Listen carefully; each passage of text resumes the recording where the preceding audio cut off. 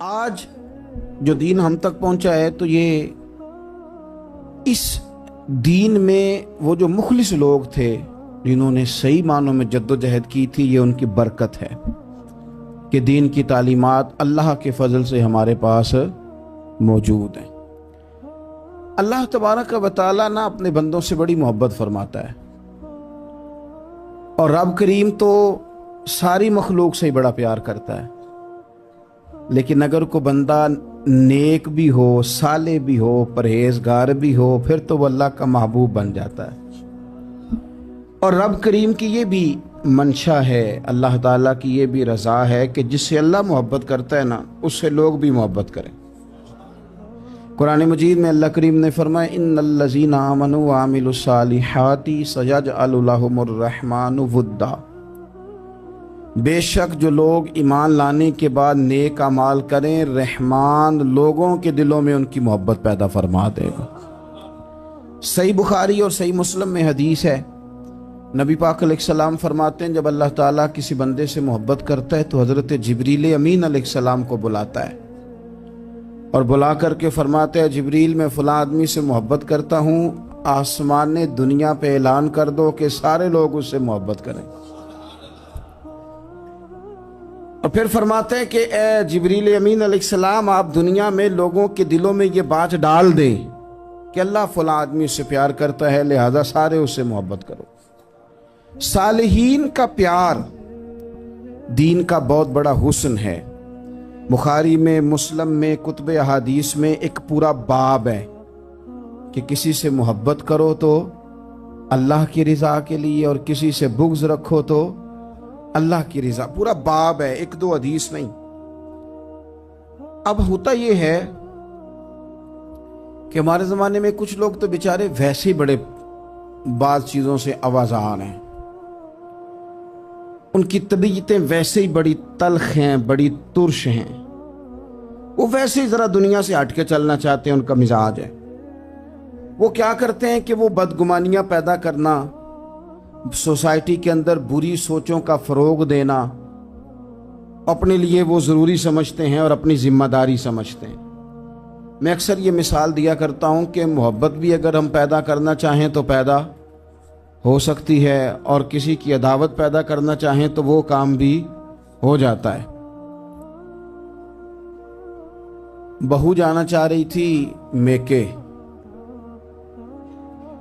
اس نے اپنے شوہر سے یا اپنی ساس سے کہا کہ مجھے گھر جانا ہے۔ تو اب ایک پہلو تو یہ ہے کہ وہ شام کو بیٹا گھر آیا تو اماں کہتی ہے کہ پتر دیکھ، بیٹا نہیں چاہ رہا تھا کہ وہ جائے، تو اماں اس کو اس کی ذہن سازی کرتی ہے، کہتی بیٹا دیکھ تو ہر وقت اپنی ماں کے پاس رہتا ہے، باپ کے پاس رہتا ہے، بہن بھائیوں کے پاس رہتا ہے، تو بیچاری اگر 6 ماہ کے بعد 3 ماہ کے بعد تقاضا کرتی ہے تو اس کا بھی تو دل کرتا ہے نا اپنے ماں باپ سے ملنے۔ اب بچہ نرم ہوتا ہے، وہ شوق سے گاڑی نکالتا ہے، شوق سے چھوڑنے جاتا ہے، اس کے دل میں محبت فروغ پکڑ گئی۔ ایک پہلو یہ ہے کہ اس نے مطالبہ کیا بہو نے کہ مجھے جانا ہے میکے، تو ساس صاحبہ نے شام کو اپنے بیٹے سے کہا کہ کوئی طریقہ تو نہیں نا روز جانے کا، اور جب یہ وہاں سے ہو کے آتی ہے تو اس کا لہجہ ٹھیک نہیں رہتا، پھر یہ اس کو غلط مشورے ملتے ہیں، تو پہلے تو وہ صاحب ویسے لڑائی شروع کر دیں گے کہ جانا ہی نہیں، اور جب بات بڑی بڑھے گی تو وہ جائیں گے تو ساتھ یہ کہیں گے کہ جاؤں گا ضرور پر دروازے پہ چھوڑ کے آ جاؤں گا، میں نے اندر کیوں کہ یہ بھی کسی نے پیچھے سے اس کو بھرا ہے۔ آپ کسی بندے کے بارے میں بھی، کسی کے بارے میں بھی، ہمارے تمام جگہوں پہ اسی طرح ہی ہوتا ہے، دوستوں کی محفل ہو، تنظیمیں ہوں، ہمارے دفاتر ہوں، سب جگہ کچھ لوگ باقاعدہ کام کرتے ہیں نفرتیں بھرنے کا۔ او فلانا تم نے دیکھا کیا کر رہا تھا، ذہن بناتے ہیں، بندہ اس سے الرجی کھانے لگتا ہے، نفرت کرتا ہے، کچھ ذہن بناتے ہیں یار کتنا بھلا آدمی ہے، دیکھو کتنے وقت پہ آتا ہے، بیچارہ گھر میں اس کے کوئی اور ہے بھی نہیں پھر بھی چھٹی نہیں کرتا، وقت پہ آتا ہے۔ تو یہ ذہن سازی نفرتوں کی بھی لوگ کرتے ہیں، محبتوں کی بھی۔ ایک مثال اور دے دوں چھوٹی سی، ایک مکھی وہ ہے کہ آپ کا پورا وجود موجود ہے پر وہ وہاں بیٹھے گی جہاں پیپ ہے جسم میں، باقی کسی جگہ نہیں بیٹھ. اس کا مزاج ہے غلاظت والی جگہ پہ بیٹھ, مزاج ہے, اس نے ڈھونڈ کے ہی کسی غلط بات پہ ساتھ ہی غلط طبیعت ہے اس کی. مانتے نہیں بہت سے لوگ, پر غیبت کے قائل ہوتے ہیں. ذہن میں فطور ہوتا ہے, بیٹھنا ہی غلط جگہ پہ, حالانکہ باقی سارا جسم موجود ہے. پیپ والی جگہ پہ, ریشے والی جگہ پہ, زخم والی جگہ پہ بیٹھنا ہے, اور وہاں سے اٹھ کے جب کہیں اور بیٹھنا ہے تو وہاں بیماری پھیلانی. ایک مکھی وہ بھی ہے جو ڈھونڈتی ہے سارا زمانہ, پر بیٹھتی پھول پہ ہے, اور جب وہ پھول پر بیٹھ کر اپنے گھونسلے میں جا کے بیٹھتی ہے تو پتہ ہے وہاں کیا پیدا ہوتا ہے؟ شہد پیدا ہوتا ہے, اور شہد وہ ہے جو شفا دیتا ہے. آج کچھ لوگوں نے پراپوگیٹ کر دی چیزیں. ولی کیا ہوتے ہیں, درویش کیا ہوتے ہیں, صوفی کیا ہوتے ہیں, قرآن پاک پڑھو, نماز پڑھو, عبادت کرو, ختم ہو گئی بات. او خدا کے بندو سمجھو, یہ ولی تھے جن کو صحابہ کہا جاتا ہے, ولی ہی تھے جن کو اہل بیت کہا جاتا ہے. قرآن پاک کے دفاع کے لیے, احادیث کی حرمت کے لیے, دین کی تبلیغ کے لیے جو میدانوں میں نکلا کرتے تھے انہیں ولی کہا جاتا تھا. ولی کا معنی اللہ کا دوست, ان سے پیار کرنا, ان کے لیے اپنے دل میں جذبات رکھنا. بخاری مسلم میں حدیث ہے, نبی پاک علیہ السلام نے فرمایا جو دو لوگ رب کی رضا کے لیے آپس میں پیار کریں, جو اللہ کی رضا کے لیے آپس میں پیار کریں, اللہ ان دونوں سے محبت فرماتا ہے. آپ غور کریں, اللہ کے نیک بندوں کا پیار. سال داتا گنج بخش علی حجویری رحمت اللہ علیہ نے کشف المعجوب شریف میں لکھا ہے, خواجہ حسن بصری کا قول. خواجہ حسن بصری تابعی ہیں, حضرت مولا علی شیر خدا کرم اللہ تعالی وجہہ الکریم کے شاگرد ہیں, فیض یاب ہونے والے ہیں صحابہ سے. بڑی باریک بات کرتے ہیں, فرماتے ہیں برے لوگوں کی صحبت میں نہ بیٹھنا, برے لوگوں کی باتیں نہ سننا. اگر تم برے لوگوں کی صحبت میں بیٹھو گے, برے لوگوں کی باتیں سنو گے, تو وہ تمہیں اچھے لوگوں سے بدگمان کر دیں گے. تمہاری فکر میں, تمہارے ذہن میں وہ اچھے لوگوں کے خلاف چیزیں بھر دیں گے. برے لوگوں کی صحبت اچھے لوگوں سے بندے کو دور کر دیتی ہے. تو بھائی اچھے لوگوں کی صحبت میں آئیں گے آپ تو اچھے لوگوں کے بارے میں آپ کی ذہن سازی ہوگی. اللہ کے نیک بندوں سے پیار کریں, ان کے ساتھ محبت کریں, ان کے لیے اپنے دل کے اندر اچھے جذبات. یہ ہمارے پاس ہیں داتا علی حجویری, ان کے مزار شریف پہ حاضری دیں. دیکھیں, غلط کام جہاں ہوتا ہو غلط کام کو روکا جاتا ہے, اصل چیز کو بدل نہیں دیا جاتا. داتا صاحب محسن ہیں اس امت کے, اور ڈاکٹر اقبال نے کہا سید حجویر مخدوم امم.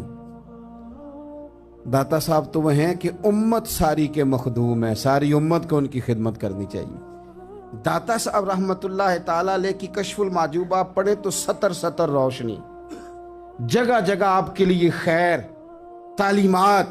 داتا صاحب نے دین کا کام کیا, ڈیوٹی کی. اس شریف پہ تو میں بھی نہیں جا پاتا, رش بڑا ہوتا ہے, خرافات بھی بعض جگہ پہ بڑی ہوتی ہیں, بعض ایسے کام ہوتے ہیں جو قطعاً نہیں ہونے چاہیے, اور ان کی ہر فورم پہ مذمت ہونی چاہیے.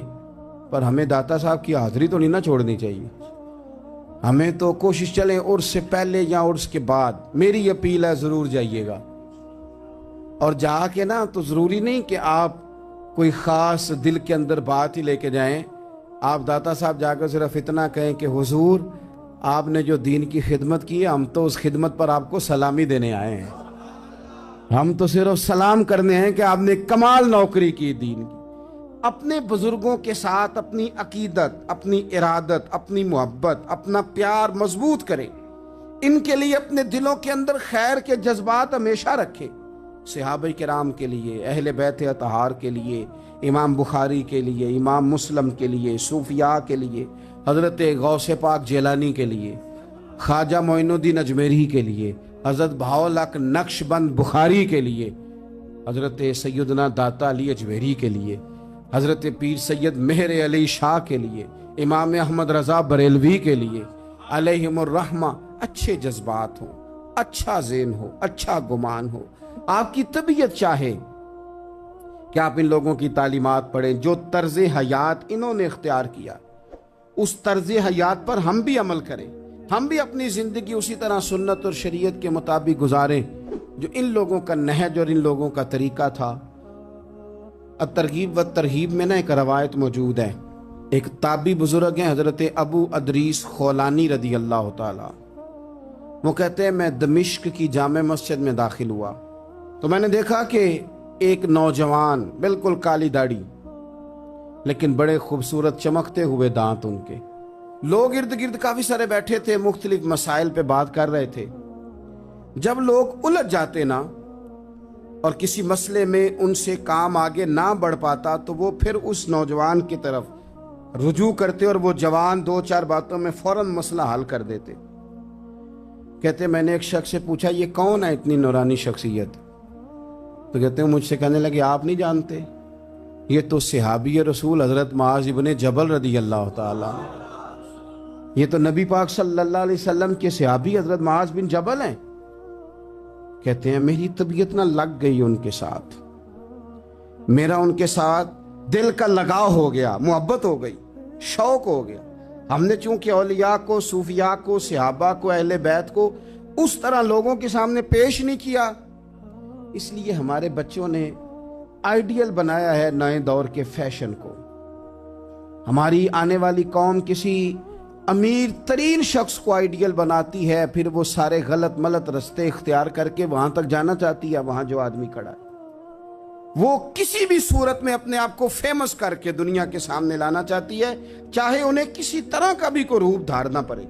یاد رکھ لیں اور سمجھ لیں اس بات کو، اگر ہم ان لوگوں کی سیرت کو، سوانے کو اپنے گھروں تک لے آئیں تو آپ یقین کریں کہ ہماری نسل کے بچنے کا بہت بڑا یہ ذریعہ بن جائے۔ اب جوان ہے یہ بھی، لیکن امت کے مسائل حل کر رہے ہیں۔ حضرت ابو ادریس خولانی کہتے ہیں مجھے ان کی یہ طبیعت دیکھی تو پیار ہو گیا ان سے۔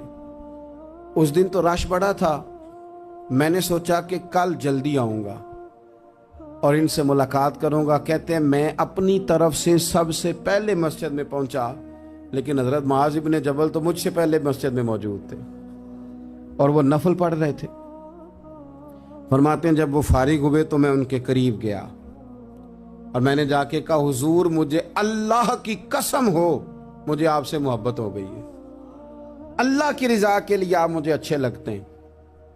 مشکاہ شریف میں نا ایک حدیث ہے، حضور نے فرمایا جس سے تم محبت کرو نا اللہ کی رضا کے لیے اسے بتاؤ بھی کہ مجھے آپ سے محبت ہے، اسے بتاؤ بھی تاکہ وہ بھی آپ کے لیے اچھے جذبہ۔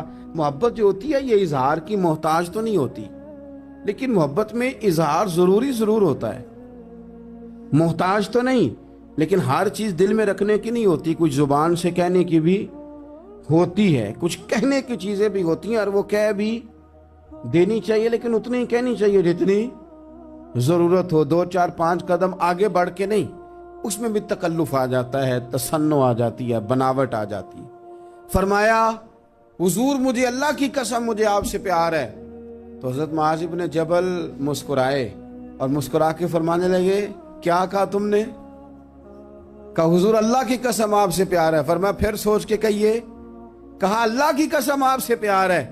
فرماتے انہوں نے نا میرا کپڑا پکڑ کے مجھے کھینچا اور قریب کر کے کہنے لگے سن پھر میں نے نبی پاک سے سنا ہے جو 2 بندے رب کی رضا کے لیے آپس میں محبت کریں اللہ کی محبت ان کے لیے واجب ہو جاتی ہے، پھر اللہ ان سے پیار کرتا ہے اگر وہ اللہ کی رضا کے لیے محبت کریں۔ ہماری محبتوں میں نا دنیاوی اغراض بڑھیں، اوئے ہوئے ہوئے، ہر دعوت صرف اسی لیے ہوتی ہے کہ وہ بندہ بلاؤ جو میرے کام آئے گا، ہر تحفہ اس لیے آگے کی طرف روانہ کیا جاتا ہے کہ اس شخص کو بلاؤ جو کل میرے کام آئے گا۔ عزیز بھائی اللہ کے نیک بندے سے اللہ کا بندہ سمجھ کے پیار کرے، اور اللہ کا نیک بندہ سمجھ کے اس کے ساتھ فوٹو آنا ضروری نہیں، اس کے ساتھ پیار ہونا ضروری ہے۔ اور اگر محبت اخلاص والی ہو، پیار والی ہو، عقیدت والی ہو، تو حضرت ابو ذر غفاری نے تو کہا تھا یا رسول اللہ اگر بندہ کسی نیک بندے سے پیار کرے نہ اس سے مل سکے نہ اس طرح کے کام کر سکے پھر بھی کوئی نتیجہ نکلے گا، تو حضور نے فرمایا پیار خالص کرے اللہ قیامت کے دن دونوں کو جمع فرما دے گا۔ جو جس سے محبت کرے گا صبح قیامت اسی کے ساتھ ہوگا۔ شاید اسی لیے کسی پنجابی کے شاعر نے کہا تھا کہ اساں جے ہاں گناہیاں دا جدوں اعمال نامہ فرول ہوئے، ذرے ذرے نے سامنے آ جانا ہے، جو جو منہ تھی بولیا بول ہوئے، اساں بھی کول حضور دے بیٹھ رہنا ہے، لکھ عمل ترکڑی تول ہوئے، اودوں کولوں کی رب نے حساب لینا جڑا بیٹھا ہی محمد دے کول ہو۔ تو اللہ کے بندوں سے اللہ کی رضا کے لیے پیار کریں، اس میں للہیت پائی جائے، للہیت ہو، اس میں کوئی اور نہ ہو، بندہ ہو اور اللہ کی رضا ہو، یعنی درمیان میں رب ہو، اور تیسرا وہ شخص ہو۔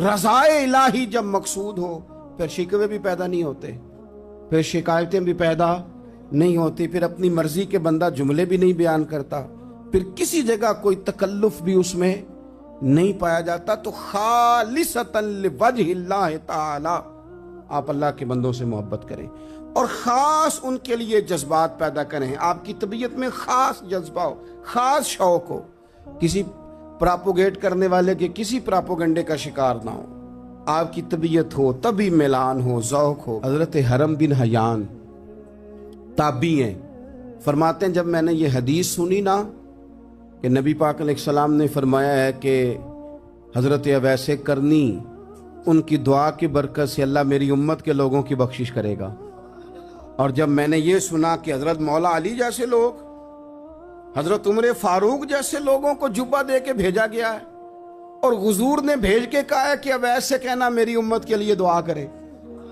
تو فرماتے ہیں میرے سینے میں لو لگ گئی کہ میں حضرت اویس کرنی سے ملوں، میری طبیعت لگ گئی، میرا شوق آ گیا کہ میں خواجہ اویس کرنی رضی اللہ تعالیٰ عنہ سے ملوں۔ میں نکل پڑا، اللہ کے بندے کے لیے نکلا۔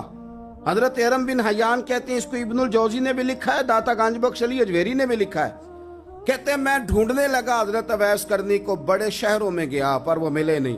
داتا صاحب کہتے ہیں وہ حال والے آدمی تھے، ان پر بھی حال تاری رہتا تھا، اسی کسے دے کچھ نہیں جے لگتے تے نہ کوئی ساڈا دردی، وہ بھی اپنی کیفیت میں رہتے تھے۔ داتا صاحب نے لکھا ہے جب دنیا ہستی تھی تو حضرت اویس کرنی رویا کرتے تھے، جب لوگ روتے تھے تو وہ ہنستے تھے، وہ سادہ غذا کھاتے تھے، کسی سے کوئی لین دین نہیں، اپنے طرز کلام، اپنی زندگی۔